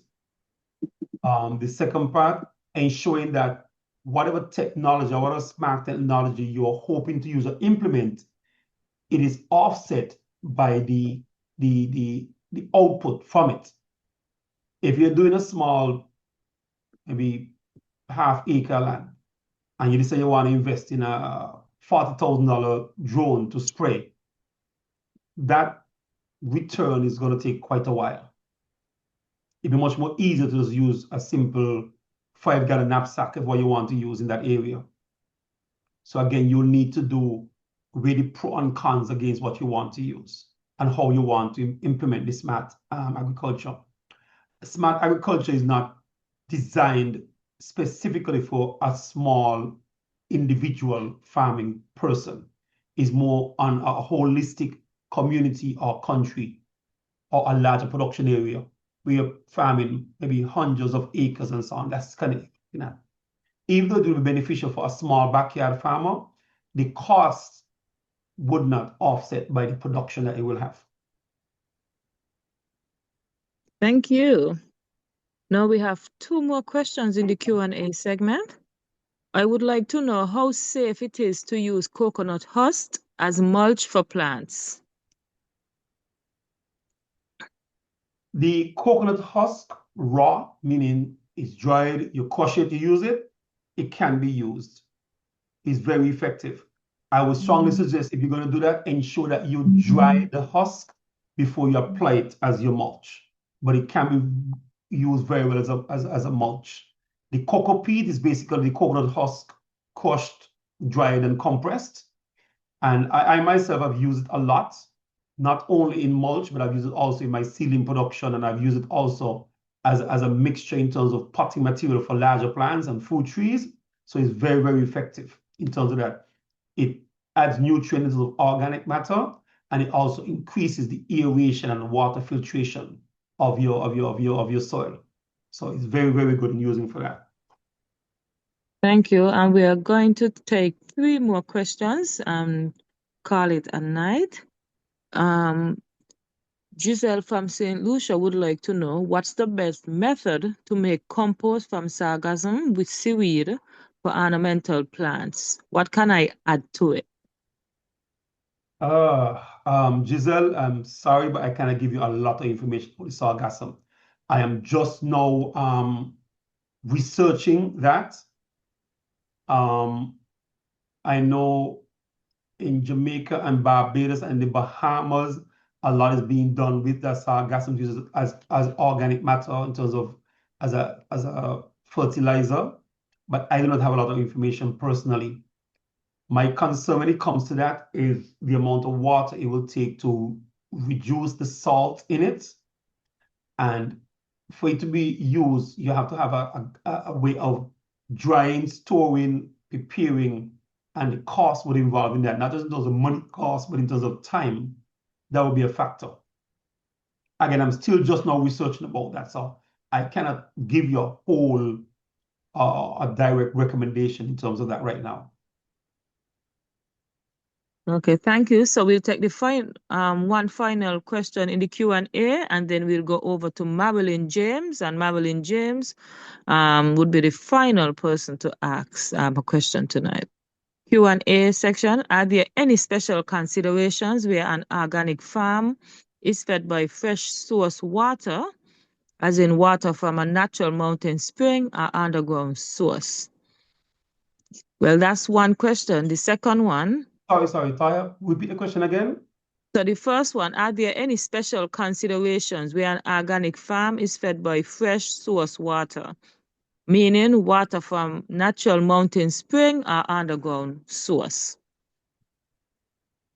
So they're asking if there are any special consideration for that where an organic farm can get their fresh source water from a natural mountain spring or underground source. Once you have access to the water and it's yours, it can be used. It's fresh. What I would suggest to you is in applying that water to your garden, I would strongly suggest you do a test of it periodically to ensure that you don't have any pathogens coming downstream to you before you apply that to your soil. Particularly, you don't have any upstream pollution that may cause anything like cholera and those kind of stuff that you can get easily as waterborne diseases through your lettuce and your other greens and so forth. So periodical tests of the water to ensure its quality, and it's a fresh water source.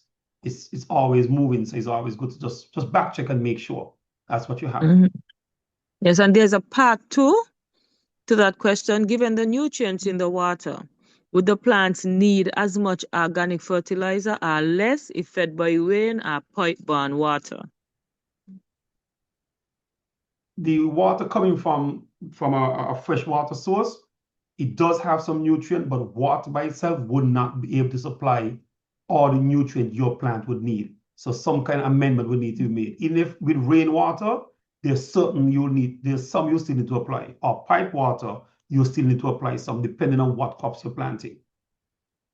So it's either case with fresh water from, let's say, a river or lake, water coming from the rain, or even water that you're getting from the pipe, which will be highly chlorinated.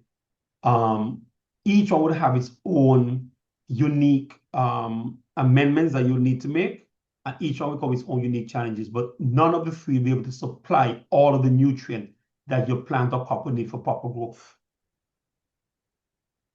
Thank you. And the final question will be asked by Marilyn James before we close this evening session. Marilyn, please unmute your mic and ask your question.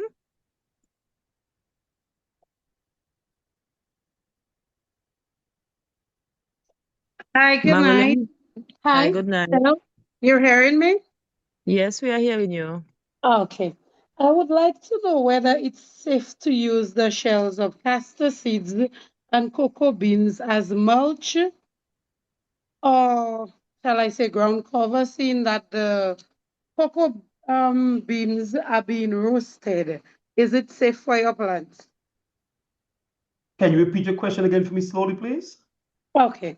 I would like to know whether it's safe to use the shells of castor seeds after you've taken out the shell from the seeds. Can you use the shell as mulch, and also the cocoa beans shell, seeing that you roast the cocoa beans? Is it safe for your plants whilst Yes, doing organic you can. gardening? Yes, you can. Yes, you can do that. Yes, you can do that. Okay. Okay. Thank you. All right. You're welcome, ma'am. And I think we can stop here for tonight. So good evening again, everyone. As we come to the end of tonight's session on water management and irrigation, I would like to extend a sincere thank you to Mr. Bell, our presenter for this evening and also for Tuesday, for taking the time to share his knowledge, experience, and practical information with us. Thank you, Mr. Bell, for an extremely informative session as usual. I would also like to thank all of you, for the participants, for joining us this evening and for your participation, your questions, and for your continued commitment to the Ag-Cademy for 2026. Please continue to keep the requirements in mind, particularly for those who require a certificate. Your attendance is important. The time you spent in each session is also important, and completion of the required surveys. Thank you again, Mr. Bell, and thank everyone who joined us.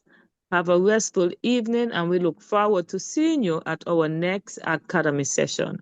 Good night, everyone. Thank you very much, and all the best to everyone.